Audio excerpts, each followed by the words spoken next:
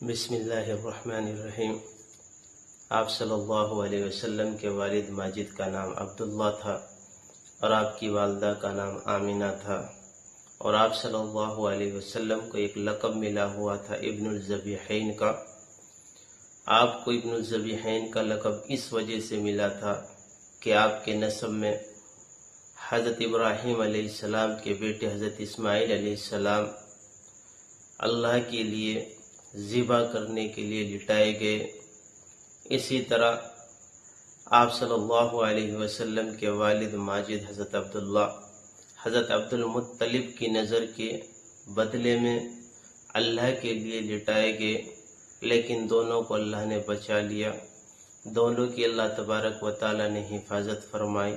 اس وجہ سے آپ صلی اللہ علیہ وسلم کو ابن الذبیحین، دو ذبیحوں کا بیٹا، اللہ کے نام پر دو ایسے باپ دین کے لیے ذبح گاہ تک لے جائے گئے ہیں، ان کی اولاد میں سے حضرت محمد صلی اللہ علیہ وسلم کو اللہ نے پیدا کیا ہے۔